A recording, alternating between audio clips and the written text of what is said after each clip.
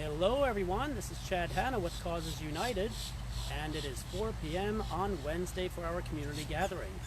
I am super excited where I am today, as I am each week. It increases the excitement as each establishment that I visit, and we get to hear from the heart spaces of the establishments, whether it's the founders or it's those that are supporting all of the causes. Today we are coming to you from Big Dog Ranch on Okeechobee Boulevard in Loxahatchee, Florida. So just in terms of catching everybody up, I know that week by week these lives are getting publicized into different groups within our acreage and the Loxahatchee community. I started Causes United, Loxahatchee the acreage, about almost 2 months ago now. And it started off just because, as all of us had been experiencing and still experiencing to some degree, having that quiet lifestyle within our own four walls. And because of that, we sometimes didn't see or weren't seeing beyond our own circumstances or our own confusions. And so while that was taking place, we wanted to offer purpose to the live gatherings that initially started on my personal Facebook, went into a business site, and then came into a intentional environment where all the nonprofits of our vicinity are being centralized to having one stop where if you are a resident and you want to donate to your local causes, rather than searching them through a Google search of sorts, you can be a like and follower of Causes United, Loxahatchee the acreage, and just have one place where you can go to where all these local nonprofits, establishments, and also some of the schools. We have a truck coming on by, howdy, and so it gives you a one-stop shop for your donating endeavors. And so just know that that's what the intention of this Facebook page is all about. Now today we are at Big Dog Ranch. Yesterday we shared forward the medical emergency fundraising that was going on, and Big Dog Ranch themselves have a great deal of robust Facebook presence and even internet presence, where they're really making such an effort to make sure that everybody knows what's going on behind the scenes. And so when I looked a little bit deeper in after speaking with Robin and some of the other members of the establishment, it started to come alive that here's our website, here's our Facebook page, look at those pictures, maybe take some off there and see what's going on. And I just saw more than I even knew was actually happening. And so that's my intention during these lives, is to be able to bring alive more than what you might think is really going on, and just how much goes into bringing the world of service alive. And whether it's service of the canine world, or it's service of the equestrian world, or it's service of the farm world, or even service of our students in last week's, where we were promoting the parade that will be taking place for Seminole Ridge High School.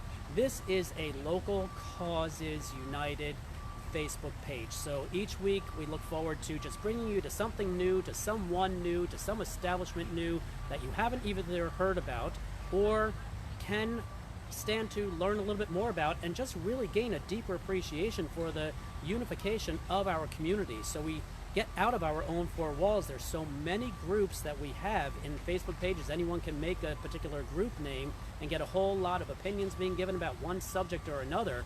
But when you have an intentional site where you can come together and just offer forward your heart stories, or just have a united cause that you all actually care about each other a great deal, but it's nice to have a harmonious intention and a harmonious topic to share some level of identification with one another on. And I think that as I've grown deeper into our community, I'm learning that the quilt of our community are the nonprofits, are the establishments, are the home-based businesses, are the community schools. And that, to me, is what I just want to dive deeper into, bring more alive to everyone, and promote it outwardly. So after this live, we promote the actual broadcast into various groups, so you can see it in hindsight. You can tap through it in different parts of it that we'll do as our tour. But the rain has kept us nicely open to be able to be at a particular special place within Big Dog Ranch, which will get described to us by Robin, and I will allow them to share their last names for due discretion. But this particular area is the new lake And I won't do justice what the vision is for it because I'm about to hear about that for the first time, but I was just given a little privy to it in that this is something that we have in vision, and let's start our broadcast at that spot. And so this is that spot. So I'm going to bring Robin over right now to, and I know we're all doing our social distancing, so if we don't look like we're all hugging each other, I guess that's just why. But I'm really grateful to meet her today, and here is Robin. Welcome. Thank you. Thank you so much for coming here today and for letting us share our story with you. We're just so thrilled to tell people about the work that we do here at Big Dog Ranch. What you see behind us is really kind of the only thing that was here when we first moved to this property. We're actually on a 33-acre piece of land that we've developed over the last 4 years, and it is now quite literally the largest cage-free, no-kill dog rescue in the country. In the country, not even just Palm Beach County. That's impressive also. Yeah, it's pretty amazing. The work that we do here is literally life-saving. And when did you begin? I started with their ranch about 4 years ago. And the establishment of the ranch, did they acquire the 33 acres back in the beginning? Yeah, well, since we bought this a little over 4 years ago. So everything you're going to see here today, we've developed within the last 4 years. Wow, and so how long ago did Big Dog Ranch begin, like the cause? The actual organization started 14 years ago, and our president and founder is Lori Simmons. And it's actually kind of a funny story the way this began. Lori was introduced to rescue about 15 years ago, really by mistake, as these It's things always happen, by mistake right? when these things happen. But there are no mistakes, right? Exactly. And she was actually asked to participate in a rescue. Somebody asked her to go down to Miami-Dade, one of the kill shelters here in this area, and actually rescue one dog. So they said, would you go down there and pick up this one dog from the shelter? And she said, sure, of course. I didn't know Weimaraners needed rescue, but here we go, I'll help out. She went down there, and while she was there, they were actually pulling the kennel cards, the information cards for all these other dogs, and she very innocently said, so where are those dogs going? Oh my. Without knowing and understanding what was happening, they explained that those were the dogs that were going to be euthanized that night, because that's the way it works at shelters. And she said, well, no, not tonight. Wow. So she took all 14 dogs home in her car that day. Called her husband on the ride home and said, turn on the air conditioning in the garage. And he said, why? And she said, I'll tell you later. Wow. And that's how this all began. So all of this is for vision, for how rescue should be. You know, whenever I hear parts of the stories, and I speak here because I know that there's a lot of people that will eventually be chiming in, and thank you also for taking to heart what the story is to make it your own, to then act on behalf of it. But whenever a cause starts, as each one of these lives that we've done, you hear this beginning moment. You hear the founder had an experience in their childhood that when they encountered another experience, it brought their desire to act on it into just an immediate truth. And so to hear how this started, it's easy to see what an end result is, but it's hard to understand the effort it takes to be on the path and what that real vision has to have in terms of perseverance and the logistics of bringing together the funds and the building projects and the people that will either volunteer or become employed. And that path in of itself, as I've associated the quarantine time, was like a time of the 40 days of Noah's Ark.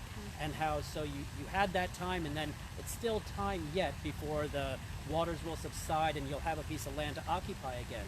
So now we've got like these stories of pilgrimage that each of these establishments we go to have their own story of pilgrimage. And so that to me is a very rich flavor to put behind these lives, that the lives just sound like they're just like, hey, let's go live. But I like to make sure that we publicize these lives days in advance so people know to tune in, prepare for it, set your clock to it, because it's going to be a story of some kind that we can't write the script to.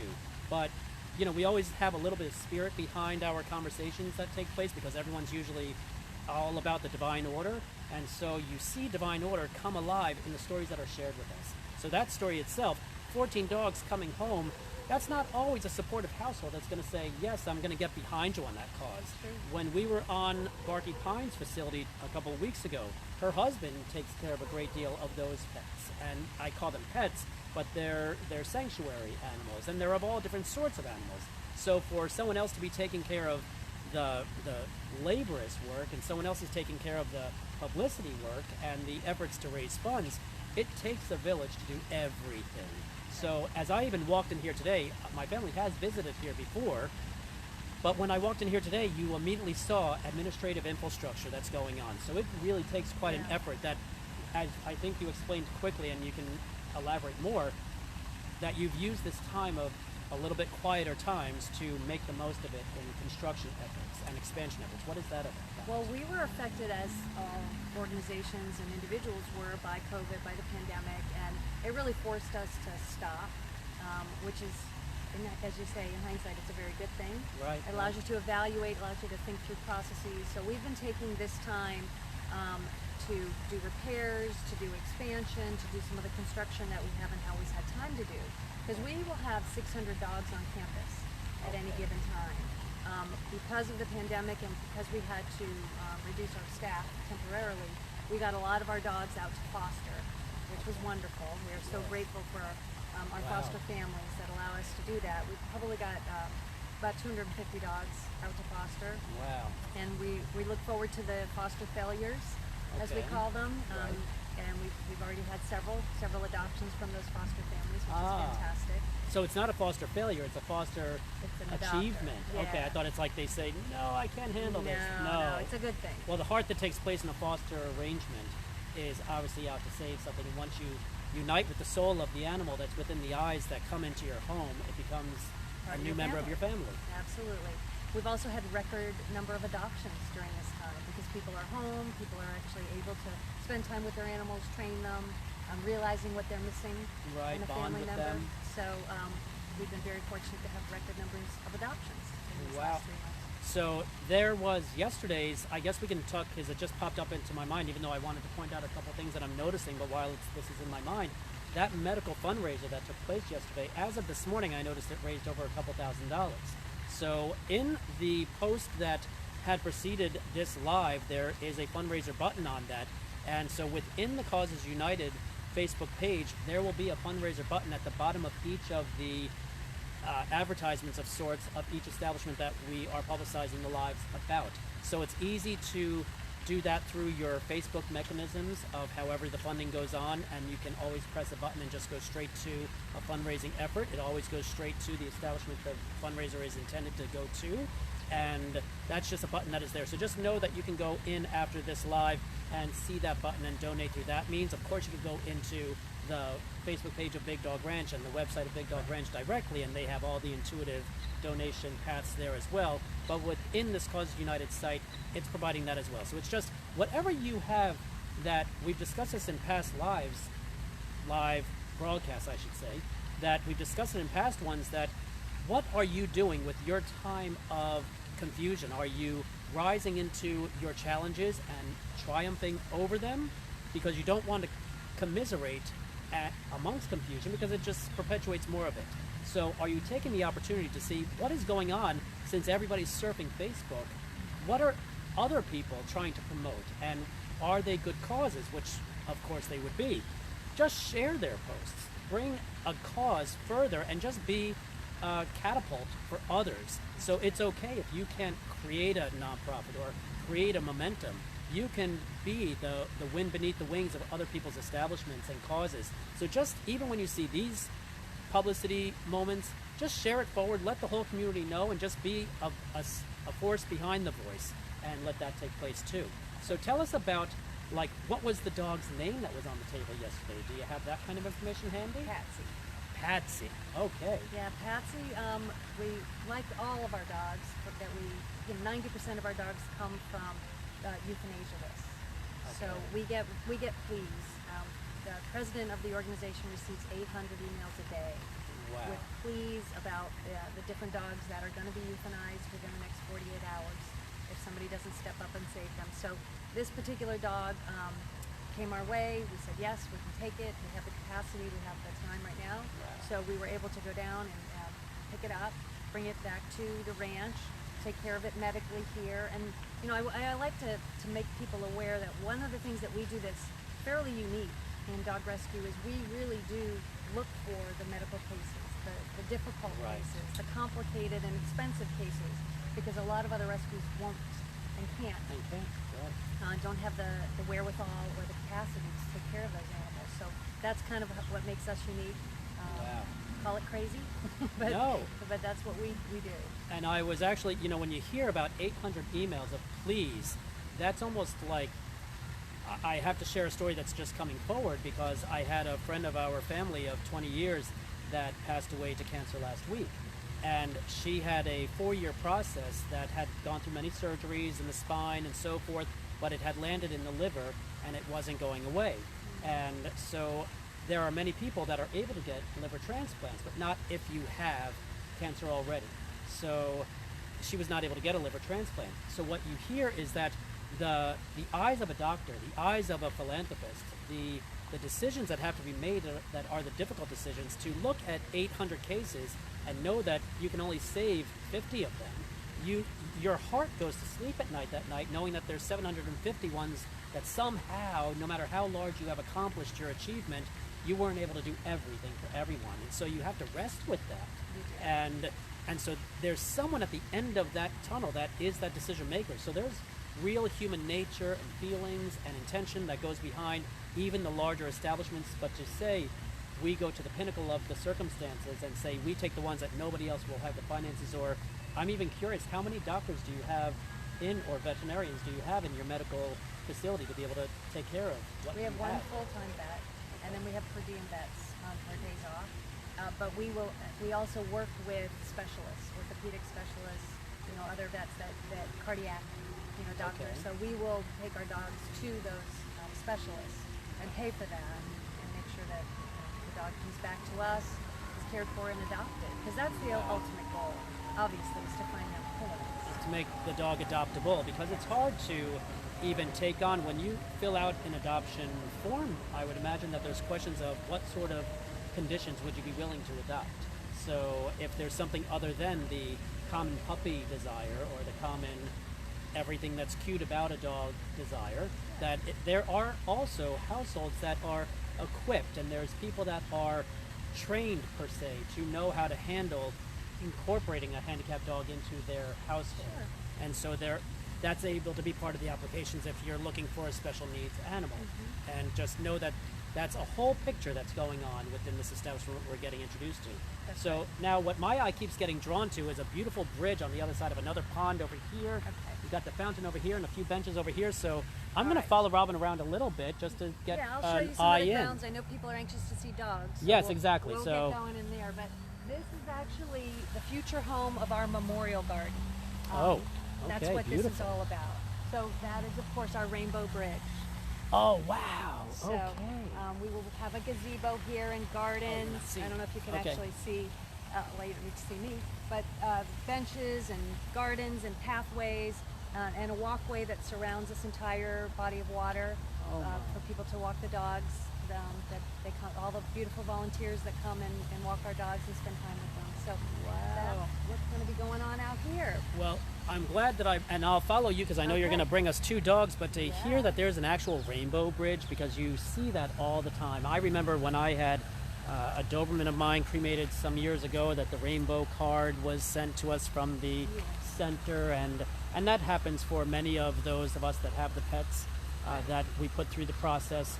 But to actually have a rainbow bridge here, I'm sure that there's going to be local artists or call to artists that will bring that alive even more so, and have that memorial center with the pathways. That's right. You know, the donations go in many directions of what you might want to donate towards. And I always kind of bring that to the attention of the viewers, that if there's any establishments that are paver companies or are artists and they want to contribute themselves forward to just be part of the environment, that's always also, where there's a will, there's a way. So there's always a way to be able to support a cause like this. So we're going to go Absolutely. into, what are we going into? Okay, so these are called bunk houses.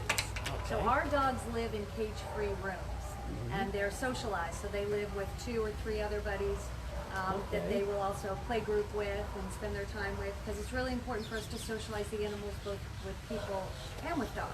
Right. And that's how we learn more and more about their behavior and make sure Right. they find the right homes. Okay. So speaking of artists, you're going to see that each one of these bunk rooms have been painted by muralists. Are they the local artists, or are that's beautiful? Yeah. My brother's a mural artist and a mosaic artist. He did the Birch State Park tunnel and finished that this past couple of weeks. Oh, so I can beautiful. appreciate all this artistry that I'm about to witness, love this. and So all of you will be able to see. We're going to walk through. If it gets a little loud, I apologize, but Okay. So for the dogs. I'll proceed.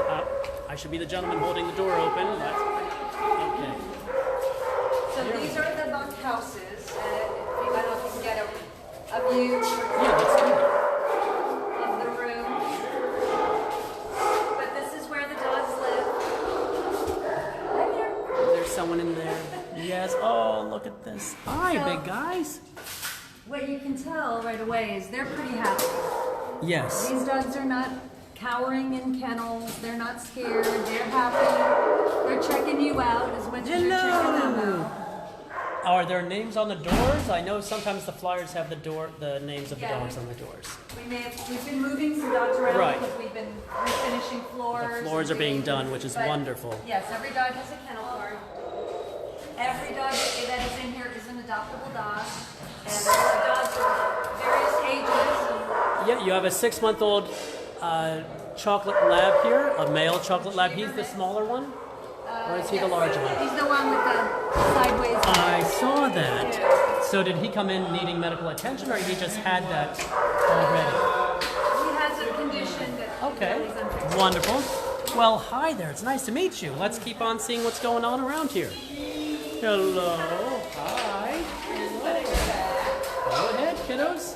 One of our fabulous volunteers. Yes, okay. And so what does it take to volunteer here? So we have a volunteer manager, so you can contact her through the website or call. We do volunteer orientations once a week, so they can come in and get the lay of the land and then figure out where the best fit is for your skills and Perfect. time. All right. Then you can look into that as well, because service is as much of a value as monetary. It's always nice. That is a 2.5-year-old female, black and tan. So as you can see, this is actually a veteran service dog in training. Yes, so we have a veteran service dog training program. So we've identified rescue dogs that have propensities to be service dogs for vets. Wow. So they're in various stages of training in the Okay. beginning. So we pair them with a vet. That's extra exciting. Yes. And who do we have here? Hi there, big guy. This is a 5-year-old male, a foxhound, American tree from Tennessee. And I'll follow you, Robin. I know you're... I just want you to take note of our staff that works so hard to take care of these dogs. It does. It does. This actually happens to be dinner time. So. Okay, perfect. And are these the dogs that have come through here that are up on the banner? This happens to be, every room is sponsored by a donor. Okay. And then they get to design the mural that goes inside their room. Okay, so you have a whole banner of other dogs and their names up there. So there must have been a heart space behind that request for that design. So these are a group of families from Lost Tree. And Okay. these are all of those families' dogs. From Lost Tree? Yeah, this happens to be a group of families from Lost Tree that Beautiful. dedicated this room. And what does it take to be able to dedicate a room? It was a $10,000 sponsorship, Okay. but every room is sponsored. Okay. I'm happy to say. Okay, perfect. Well, it takes a lot to build a whole building, so $10,000 per, what would you say, they're 10 by 10s? They're 12 by 12. 12 by 12s? Okay. I mean, as you know, everything we do is by donation, whether it's Right. building or everything that we need every day. Food area? We're so very fortunate to have very generous sponsors. Rachel Ray Nutrish, for example, donates all of our food for the dogs, Wow. which is huge and Okay. tremendous. But we've got a lot of great, wonderful donors. And you have 600 pets going on right now, 600 dogs Yeah, approximately, right now we have a little bit fewer. because they're fostered right Yep, now. because we got a lot of fosters and we're just starting to intake again. Okay. So we'll be back up there. Okay. 600 100 is our maximum capacity, and we always want to be at capacity. Right. Because that means we're saving lives. So where are we heading to right now? So we are going through this building into our meet and greet corral. Okay. We've got 4 buildings just like this one, and they all intersect here in the corral, and that's where the staff will bring dogs out to meet with potential adopters. Yes. So that they can interact with them. And Oh, and here's one of your yeah. associates. Let's see who these are going to be. Ah, yes, I'm new. I know you don't know me. That's okay. Butters looks like Shaka. I have a dog named Shaka that's a lab pointer mix with the white face and the white chest. Hi, kiddos. So this is, I want to introduce you to Brittany Kephart. Brittany is one of our board members. She's been a volunteer for many, many years. She's so passionate about our mission and our animals. And she's been working here since COVID started, literally every day in adoption. Now, I know you're probably going to share a little bit of your stories, and maybe our friend over here is going to help the little voice, the one who's wonderfully talking. I've never seen a camera before. Oh, that, you know what? It just looks probably like a Promantis. I'm sorry. Aw. But we'll let, dogs are allowed to have a voice, for sure. Yes, for sure. They do bark. Yes. Well, that's their voice. And who is this one? And this is Sue. This is actually Butter's best friend. This is a boy named Sue. Let's see. And they actually have somebody come and meet them now. They're a little pair, but it's a little harder to get some bonded pairs adopted. But Sue's a Hi, staff favorite, Sue. volunteer favorite, gets more walks than anybody on the ranch right now. Ah. Well, I'm going to try to bring the legs up so you can be seen and Sue can be seen at the same time. But so I guess just we're always here to hear heart spaces and motivations behind everyone's intentions on being as involved as they choose to be. So what inspires you to be all that you can be for Big Dog Ranch? The dogs. Naturally. Hold on 1 second. Sorry, that's our little paralyzed friend, Buddy. Okay. He's a little vocal as well. He likes to let everybody know he's here and looking for a home. Oh my goodness, his a paralyzed dog? Yeah, he's a little puggle, so he has that beagly bark to him. How paralyzed is, I'm going to Yeah, for come sure. over here a little bit. His back end is. We have a wheelchair on order for him, and he's looking for his home. And once he gets those wheels, he's going to be gone. You know, and Robin and I were just talking, I'll just move into the camera a little bit, but we were just talking about how there are households that have the environment that might be more applicable for a special needs dog. Correct.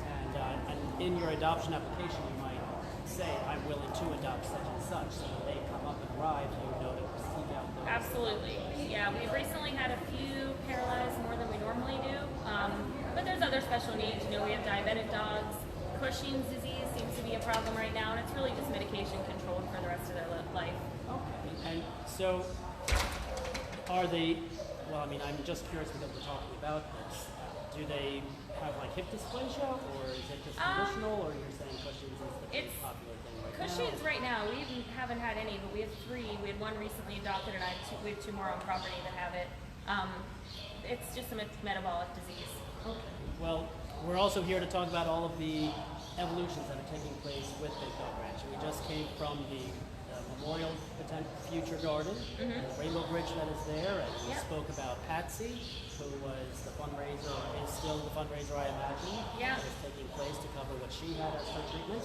And there is, I know we're apprehensive to generally talk about Puppy World because then everybody wants puppies and they all start calling it, becomes an administrative overrun before it's actually time. So when we were just kind of talking about what we might speak about, what we might see, or what we might pass by, just to generally say, this is where we have the pregnant moms or the puppies that are engaged with us right now. Administratively, let's just premise this with, they are not ready to be adopted yet. Correct. When is a puppy necessarily available for adoption before someone should even think to inquire? Just so Right. you kind of do some proactive Yeah, for damage sure. control of that sort of Because thing. we often get called when moms are pregnant at shelters. They're usually the first dogs to be euthanized, just because they are going to be 10 mouths instead of 1 at some point. So we pull them. So we might get them in, and they may have not even had their puppies. It could be a couple weeks or a month.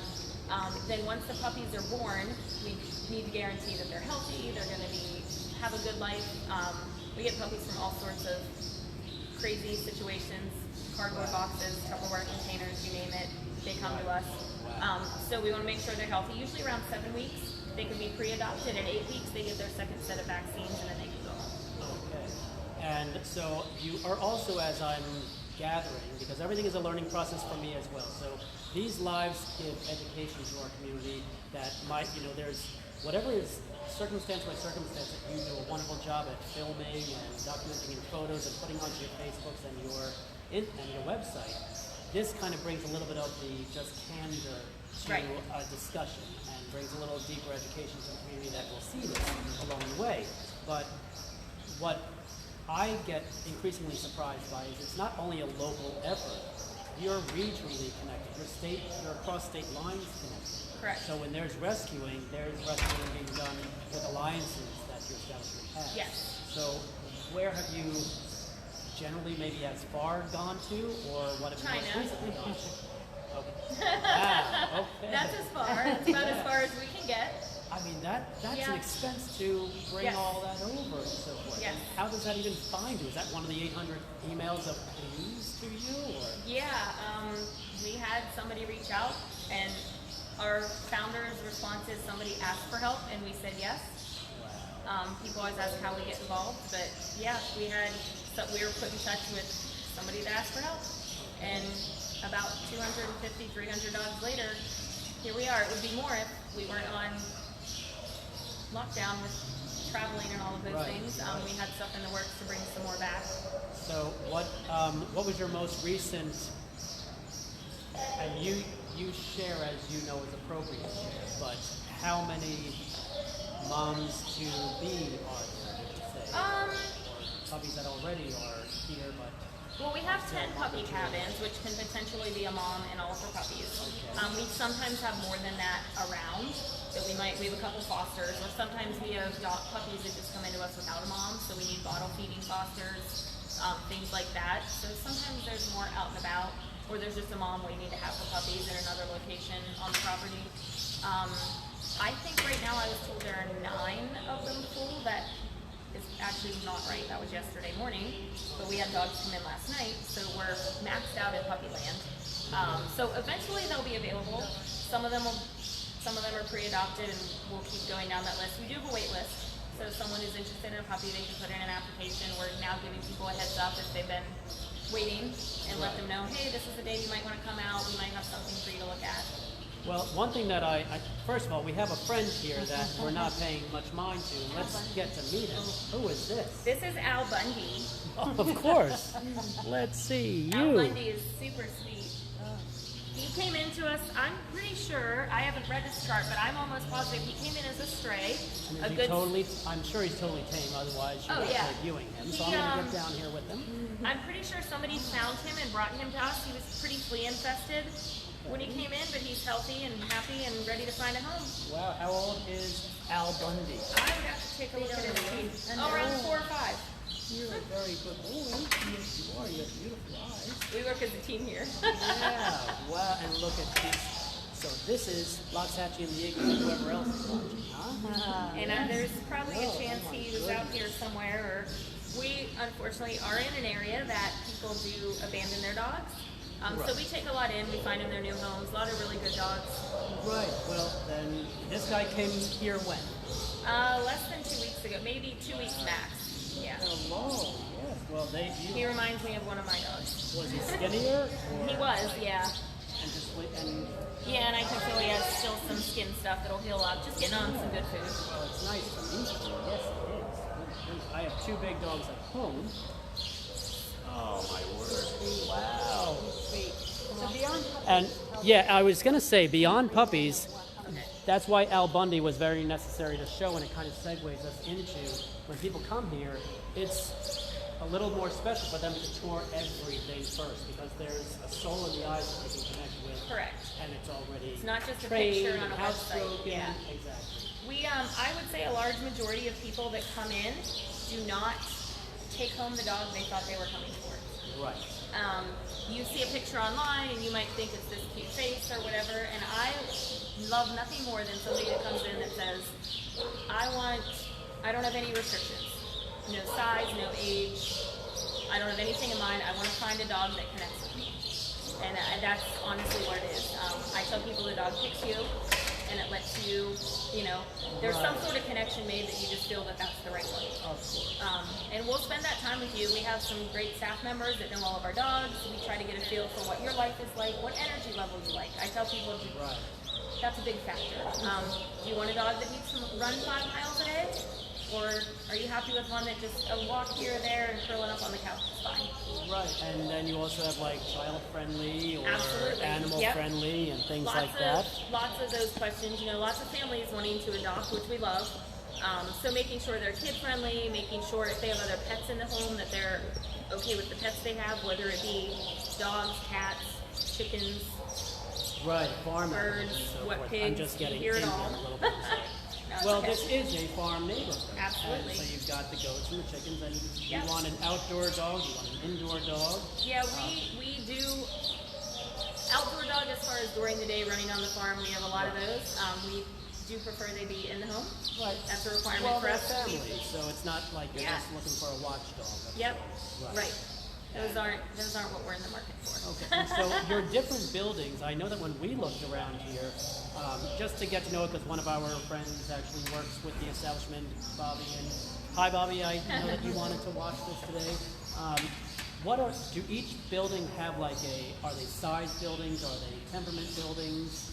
What differentiates your different? Our goal is to get them, this is kind of our general population area. Right. And our goal is to get them all to the point that they're all very adoptable, highly adoptable, easy to place. They don't live here for a long time. We're just kind of a stopover on their way home. But we do have a couple other buildings. We have a quarantine building, an isolation building. So sometimes it's more health of the dog that determines when they come in on transport, they go to quarantine or they're a minimum of 10 days. We need to make sure they're healthy before we put them into the general population or into someone's home. So that determines some of it. Obviously the puppies are kept separate because we don't want to risk their health, or even when they're smaller. We do have a couple smaller rooms with play yards that they are kept separate from the large dogs, just because that could be a problem sometimes. But yeah, we do our best to try to even it out and make everybody, Well, you have to get to know 600 different personalities to know Correct. how they're going to match whoever's walking in saying they have a certain thought. Yes. And it's like psychology as well. What I sometimes the conversations always boil down to as well, just to make the subject real to the community. And you might not have the exact numbers on both sides of it, but what would you say it generally takes to maintain this facility, and how much would you say you're actually getting donated in through the door, and what's the gap? Would you like to answer? That's probably more of a Robin numbers, what's coming in question. Okay. I mean, staff-wise, I have a general idea, but From a financial perspective, it costs us about $5.5 million a year to run this facility, and that's before buildings. So you haven't seen the whole campus yet, but we're really only through phase 1 of our development, and we've got 2 more phases to go. So we're still raising money for buildings. Right. Because not only is our goal really to end dog homelessness, that's our primary function. Right. We'd like in our lifetime to end this put us out of problem. business.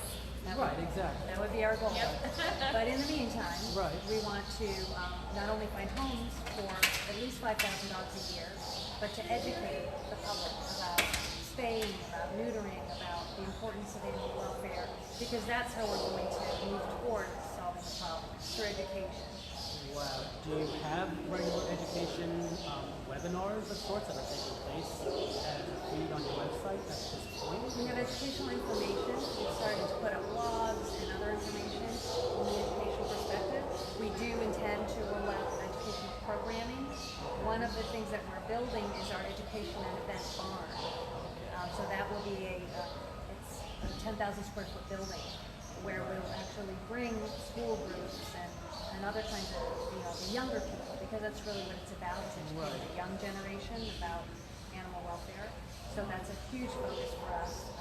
And to spread what we've done, not to replicate, we don't want to have a big dog ranch too, trust me, but to train other people how to do what we've done in whatever capacity they're able. Well, starting a nonprofit and having a connection of alliances is in of itself a science. Oh my gosh. Yeah. Yeah. So it costs you about $5.5 million a year. So it's about $500,000 a month to run that facility, which is amazing and immense. Night and day to where we've actually attended. Because we've attended places that the one individual is having a few $1,000s on their back every month to feed the horses, feed the animals that they're sanctuarying. Right. And the means, oh, look at this. Hello, we've got a This is friendly Miller. guy. Hi, Oh, Miller. no. I'm a dog person, so it's okay. He's a strong, playful, fun guy. So there are for his many own, too. personalities. And how much would you say, just because we were finishing that one little statement of, and is Miller totally cool? Yeah, he's cool. Okay. We wouldn't bring out a dog who wasn't cool. Well, let him be over there. That's okay. Glad we got that on camera. Okay, right, exactly. Well, That's all we got. well, he sees green, so he's houseboat. Yeah. He is. He didn't go in his room. Yes. So how much donation would you say you're getting on the average annually? I know. $5.5 million? No, yes. Yeah. Okay, so you're getting funded. Oh, we have Thank no God. back end funding security net. Right. Yeah, we haven't right. created an endowment yet. We're still babies. Yes. Yeah. I know. I'm getting very to young meet new friends. organization. Yes. This is Miller, everybody. Who knows no boundaries. That's okay. Not all dogs do, and they don't need to. They just get accustomed and they get happy and excited. Yes. Well, then what you're doing is you're operating everything and it's paying for itself in general, but then you have your individual needs as they come in by surprise, like Patsy was yesterday. Exactly. Yeah. So, and then you do separate fundraisers for those That's on the correct. spur of the moment. That's right. So, well, you're getting to know our local neighborhood facility from the inside. Just heart spaces shared forward, bringing to life what you see maybe on the internet and on the Facebook. So be sure to like all the pages that are associated. And I know that one of your associates here is looking to maybe drive us to a couple of Yeah. things, and we could just take a little bit of a ride. you wanna We'll spend just some take more the time walk. with us? We're happy to, and it's all, we go with the flow with how this comes alive. But I think that for everyone who's watching it in hindsight, they get to zip through it and tap through it so Yeah. they can see what they want to see throughout the way. And in the meantime, you're just hanging out with us, and it's just like a brunch. Yeah, we're hanging out. it is. That's all. Thank you. It Yeah, was wonderful to absolutely. hear a great Nice heart speaking space. with you. Yeah. You bet. Well, take care. All right. You'll be seeing people, I'm sure. So you're going to Go walk back this through. building, back Thank to our you. golf cart.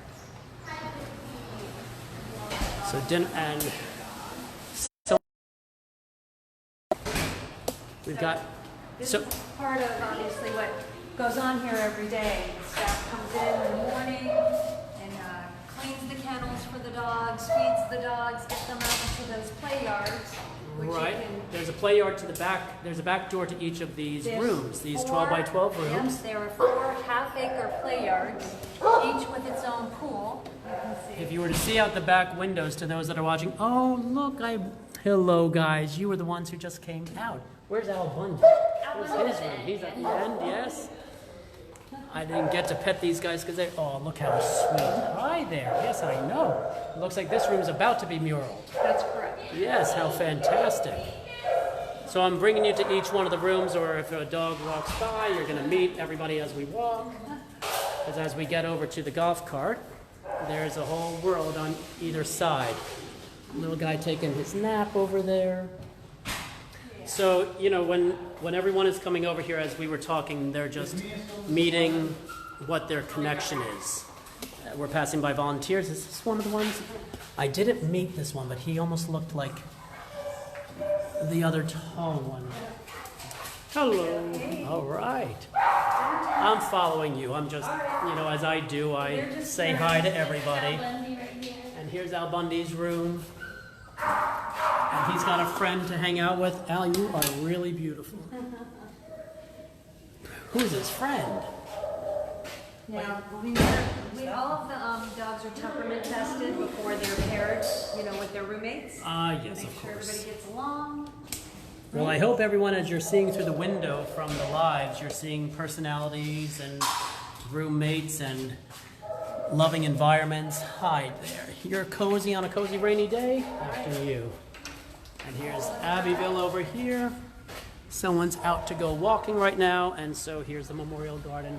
Thank you very much. I'm just going to sit on the back, and we're going to continue moving forward. So as I mentioned, I mean, we are definitely a work in progress. A lot of construction going on here. We've finished phase one because our primary focus was the dogs, making sure they were comfortable and that we had everything set up for them. But what we're developing over to the right here, you'll see a house with some construction going on. That's our senior sanctuary. Ah, okay.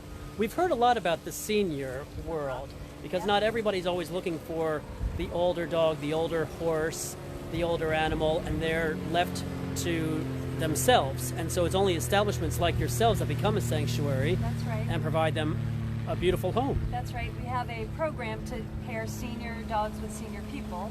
Our Seniors for Seniors program, but we also have a visitation opportunity. So, we cherish them because they are one of the first groups to be euthanized at the high kill shelters. Right. It's the pregnant Oh my moms goodness. and then the seniors. So over here to the right, this is a brand new spay-neuter trailer that we're going to be, it's fully outfitted, but we're getting ready to open it up so that we can provide low-cost spay-neuter to the community.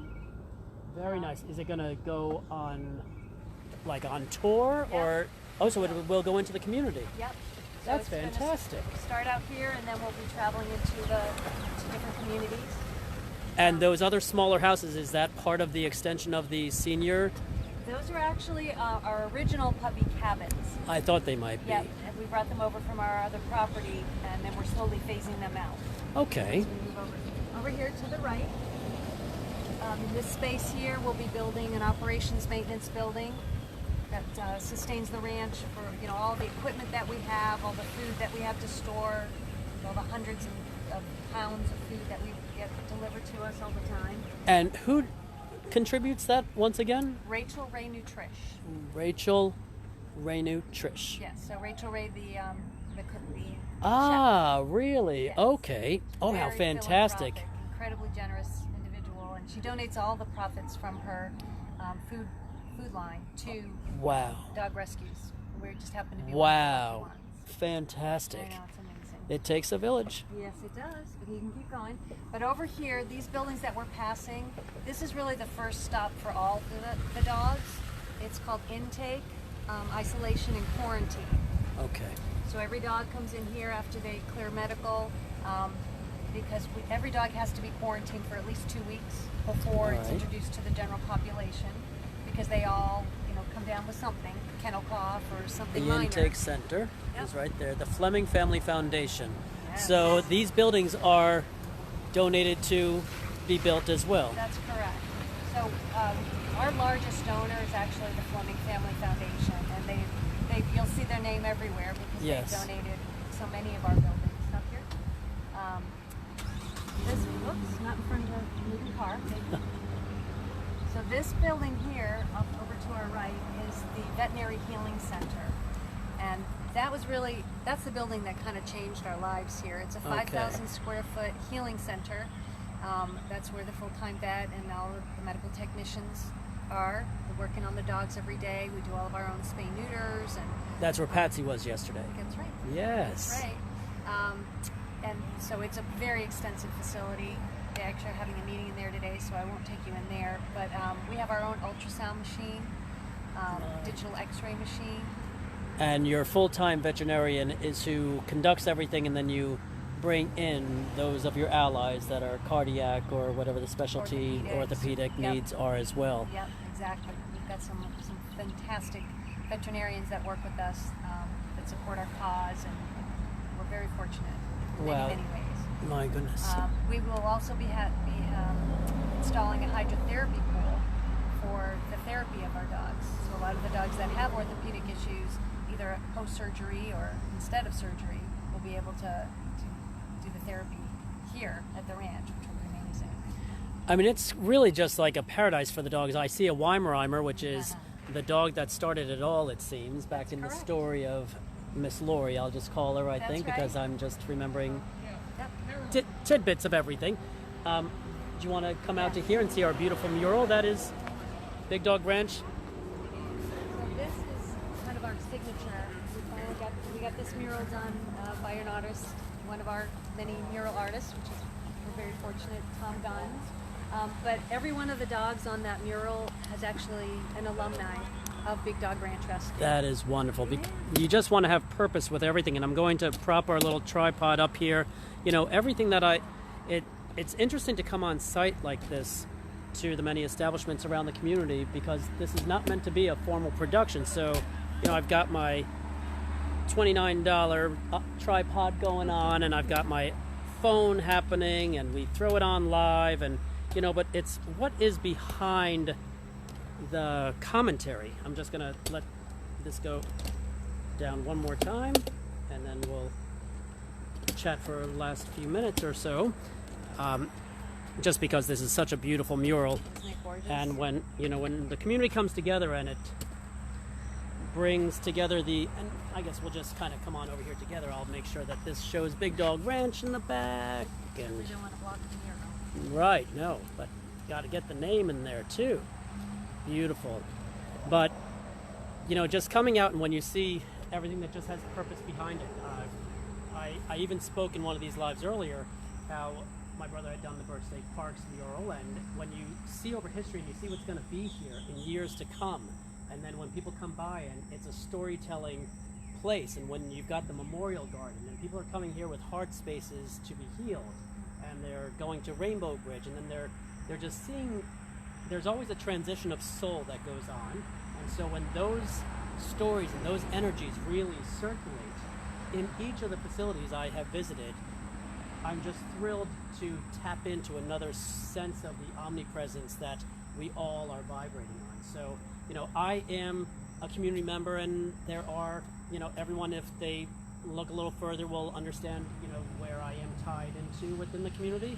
But I do it based on there being a two-way street of service, that if we're going to look to engage one another in any capacity, we need to find a way to feed it back into the community, to bring awareness to one another, because together we are stronger, together we can support one another, we can, like we were talking earlier, just bring together the point of view of someone else, the cause of someone else, and just put a central place where we can all partake in that and just feel light in our hearts about it. And to have that be our goal, that's our only intention.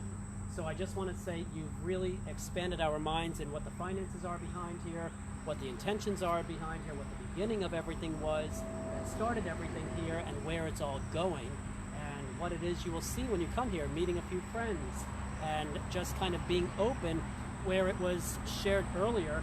What was the nice lady's name we spoke to? Brittany Kephart. Brittany Kephart. How she says it's most refreshing when someone comes in and says, I have no prerequisite, I just need to connect here. And so that's just such a soulful point of view, that when you're just, I know that I like to feel that I'm a soul reader, so when I meet people, I'm just straight into their eyes, and I'm like, where have you been before, and what's coming at me? And I just bring everything forward, all non-scripted, and we all speak from our hearts here, because when you're speaking from a heart space, that's a script that writes itself. God is always talking to all of us, and so whatever you think God is, it's still a source of energy, it's still your source of your center purity, and when that's coming forward, we're just having a nice time coming together on these lives.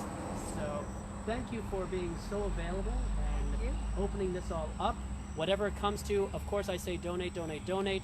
We do a very humble donation towards everything as well, but it's a matter of bringing the community to have that opportunity, and you're going to always be funded and always be sought after, and everybody knows about Big Dog Ranch, but it still is never too big to let its humility be its real strength. And so that, I think, is what we got to tap into here. Don't think that even the largest of establishments don't need you because they're already taken care of. Everybody needs something, and there's some way to contribute, even if it's your time and volunteering as well, which was spoken Exactly. of. Yeah, we need our adopters, our donors, our fosters, and our volunteers. That's what allows us to do what we do. Because, you know, our boundaries don't end here. You know, as you heard, we reach across the world in some cases, Right. and we cannot do it without your help. And the more that everyone knows that there's a heart space behind their intentions and that they are appreciated to the levels of what they are, it makes those hard decisions of 800 pleas that can't all be answered be a little bit more understood, that everyone understands that everyone's doing their best. So I will just say, let's appreciate your time. Know that everything has been beautiful. We've had another great live time together, and I look forward to seeing everybody again next week at 4 p.m. for our community gathering, and let's just see where that's going to take us. Again, in Causes United, there will be the fundraisers that are for the nonprofits. There are also the updates of information on the Seminole Ridge High School Parade on May 30th at 9 a.m., starting at Citrus Grove Park, going down to Acreage Community Park. Get all your hoorahs going and ready to celebrate our youth. In the meantime, thank you so much, Robin. Thank you. And your facility, beautiful. Everything is wonderful. So until next week, Come visit us. come on by and meet another soul. Take care, everyone. Happy Wednesday.